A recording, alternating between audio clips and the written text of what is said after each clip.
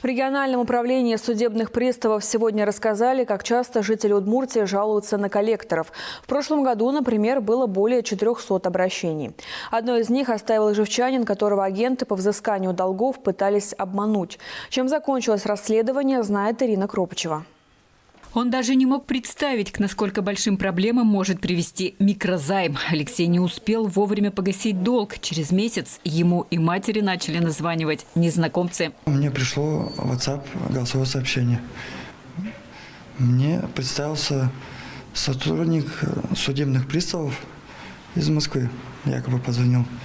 И после чего начал мне угрожать. Мириться с угрозами Алексей не стал, обратился за помощью к местным судебным приставам. Какие указания ему дают, аудиозапись телефонных звонков фигурирует в деле. Если дома никого не будет, вызовем участкового, скроем жилое помещение, арестуем имущество в счет погашения вашего долга. Сейчас я ожидаю, в течение часа должен подъехать представитель взыскателя.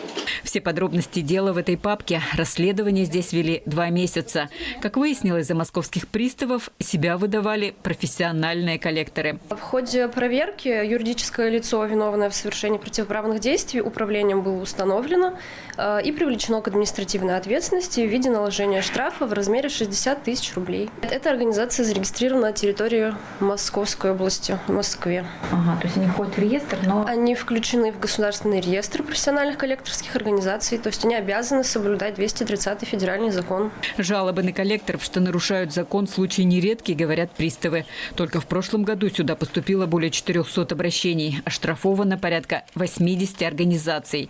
В региональном управлении сегодня напомнили, какие требования сейчас предъявляют к тем, кто занимается такой деятельностью. Профессиональная коллекторская организация, она должна быть в реестре, получить определенную выписку, соответствовать требованиям оборудования, отсутствие судимости как сотрудников, так и самой организации, и не иметь, в принципе, долгов. Если говорить о телефонных переговорах, то коллекторское агентство, оно не может звонить должнику чаще 1 раза в неделю. В Удмуртии в реестре 2 десятка коллекторских агентств. Если взыскатели нарушают закон, можно обратиться к приставам, в прокуратуру, Роскомнадзор.